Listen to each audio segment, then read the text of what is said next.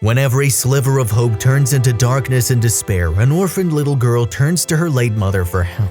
She writes letters and posts them to her dead mother, begging her to take her away from her evil aunt.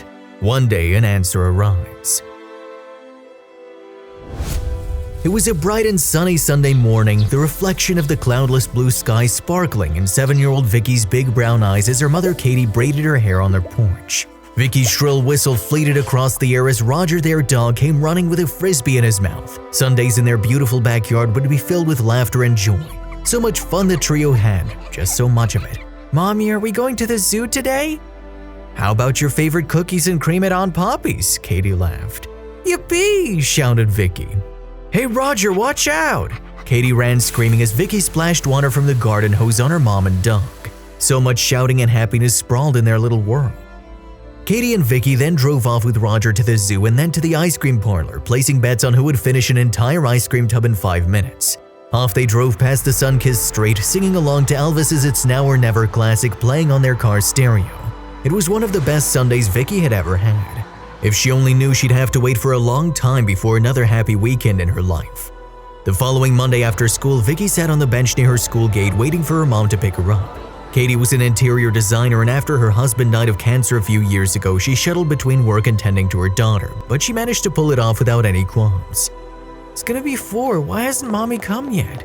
Vicky grew tense as she kept checking the time on her wristwatch. It was 4:30 and the watchman was about to close the gate. Vicky was still sitting there, tears slowly dripping from her eyes, dropping onto the muddy ground, creating little mud spots. Then suddenly someone tapped her shoulder from behind. Vicky was startled, and from the very pressure of the touch, she could tell it wasn't her mother. "Vicky Parker?" "Yes." Vicky was startled to see a tall, stout, middle-aged policeman. "Vicky, please come with me." "Where? My mommy will come to pick…" Before Vicky could finish talking, the cop took her bag, waited for her to get up, and said, "Vicky, your mother won't come." Vicky was shocked as a stagnant pool of tears rested at the corner of her eyes, waiting to spill.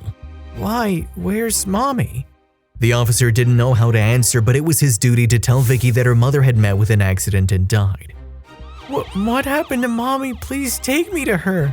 "I'm sorry, Vicky. Please stay strong. Let's go to the police station. Someone's waiting for you there."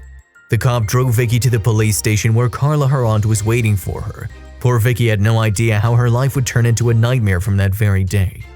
"Vicky, darling, I'm so sorry this happened to you." Carla ran and wrapped her arms around Vicky. "I'll take you home. Please stay strong."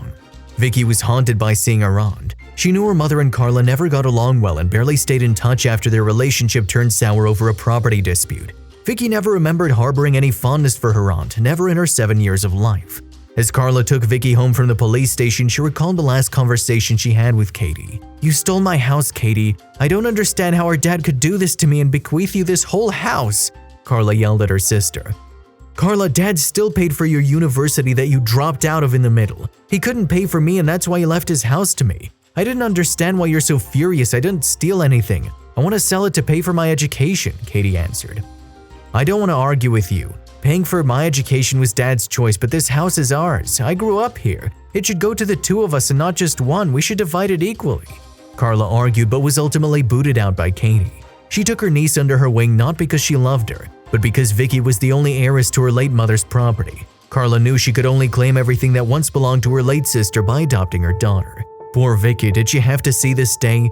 Sadly, there were more. On a rainy evening after Vicky laid the wreath on her mother's grave, "It's getting late, can you make it fast, sweetie?" Carla told Vicky. She grabbed her hand a couple minutes later and led her to the car. Her heart seethed with resentment for her late sister that she didn't even want to let her niece mourn or spend some time near her grave. An hour later, Vicky arrived in front of a large mansion like the one she'd seen and read about in books. It looked gothic for its age, a modern splendor that lacked care and maintenance. When Vicky stepped into her aunt's house, she didn't get a warm, homely feeling. Toys and dolls were scattered on the floor as Anna, her 12-year-old cousin, stopped scribbling on her drawing board and stalked Vicky with a grim, unpleasant stare. Carla had lost her husband in a car crash years ago and lived with Anna in their house far from a cluttered neighborhood. It was close to dinner and Vicky was hungry. Suddenly she remembered her dog Roger, who'd always sit beside her, waiting for her to toss a treat whenever she ate. She missed him. "Where's my dog Roger? You didn't bring him home?" "My daughter's allergic to pets, so I sent Roger to an animal shelter. He must be doing fine there, don't worry about him."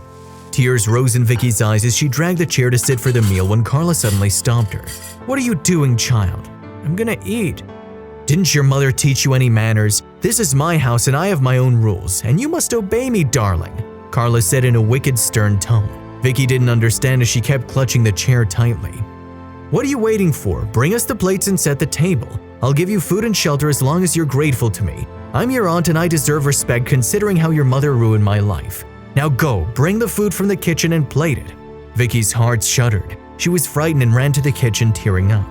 And later that night, Carla showed Vicky her room, a small dim-lit storeroom crowded with several cartons and waste items. Her bed was in a corner with a small table to keep a water bottle and a lamp and nothing else. It didn't look like the beautiful bedroom Vicky once slept in her former house. The core mattress itched her skin, the smell of dust and mold made her cough. But this was Vicky's life. Was there going to be any change? Would a miracle help her get out of this hell?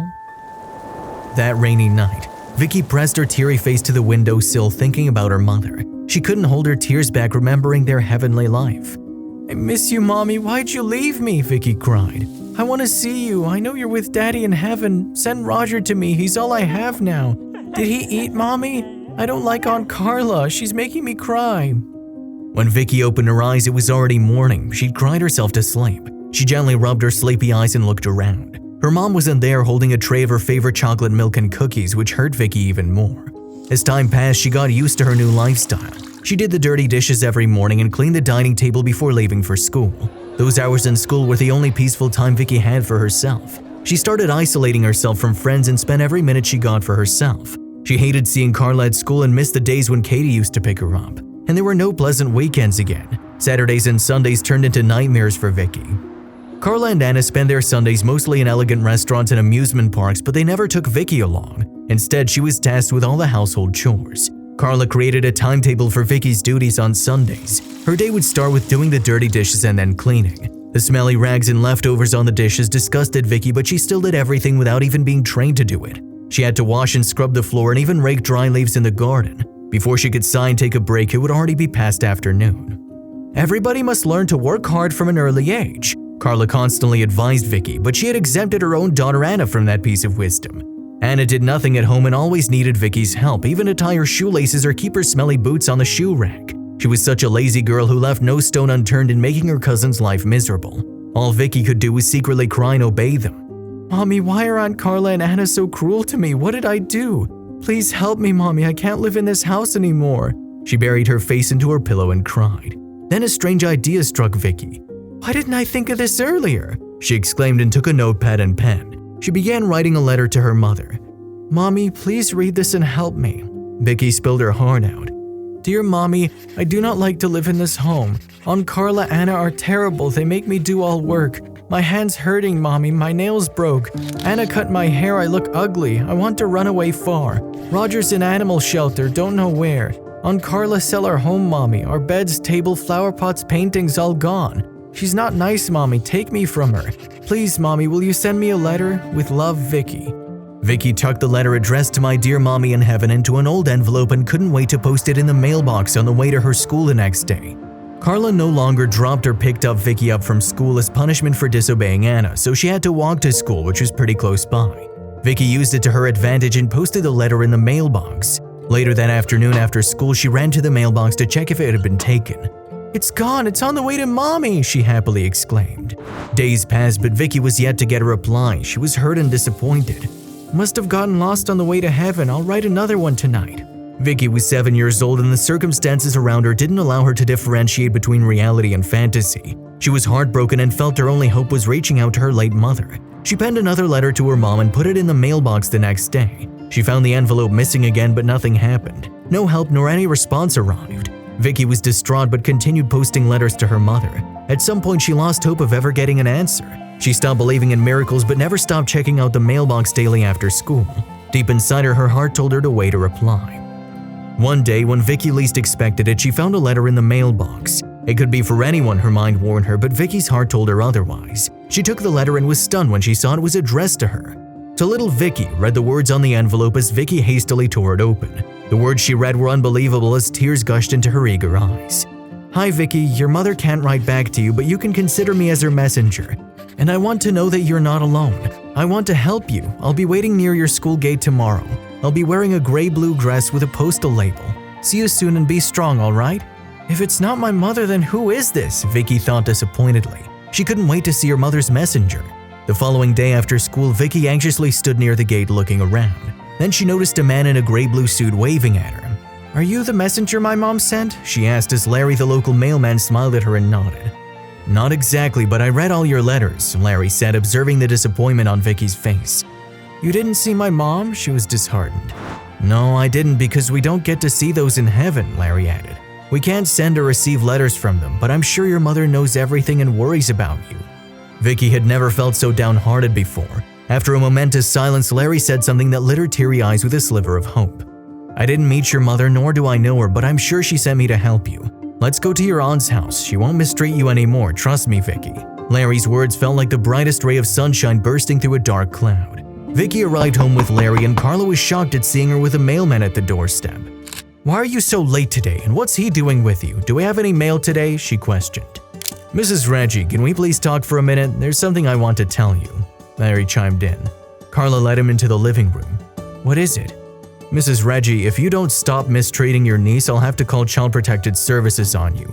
Carla was stunned and stared right into Vicky's eyes. "Oh, I don't understand what you're saying. I think there's been a mistake. Vicky was pampered and spoiled by her mother. I just try to put her on the track by teaching her some manners," she said, rolling her eyes. "Come on, why would I treat my niece badly? She's no different from my daughter." See you around, Mrs. Reggie. It was nice meeting you. Take care, Vicky. Bye-bye, sweetie. You can always meet me at the post office if there's anything, alright?" Vicky nodded, and after Larry left, she witnessed the horrific sight of her aunt. It was 100 times more terrifying than what she'd seen before. "How dare you complain about me to that mailman, you ungrateful little imp!" Carla yelled at Vicky, who wanted to run but couldn't. Carla grabbed her hand and dragged her to the dark cellar.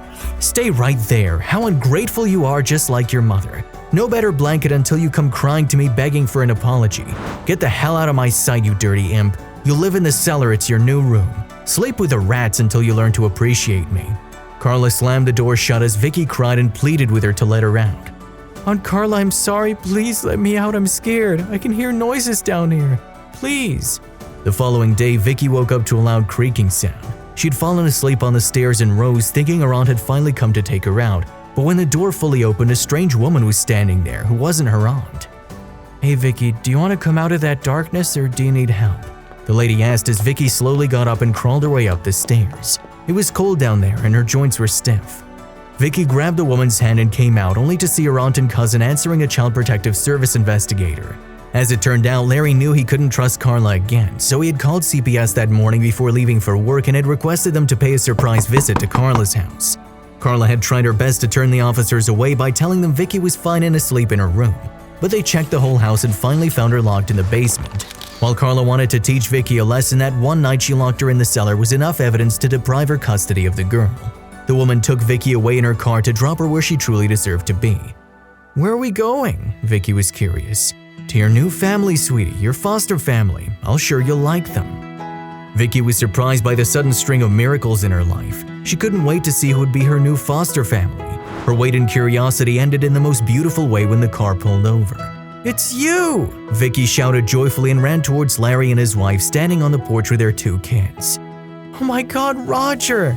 Vicky shrieked and burst into tears as her dog Roger jumped on her and pushed her onto the grass. He licked her face and they cuddled and rolled in delight. Larry found and brought Roger home from the animal shelter after reading about him in Vicky's letter. Larry and his wife Amanda were moved to tears after seeing such a heartwarming scene. A few months later, they adopted Vicky. Larry and Amanda weren't as healthy as Vicky, but their home had abundant joy and love.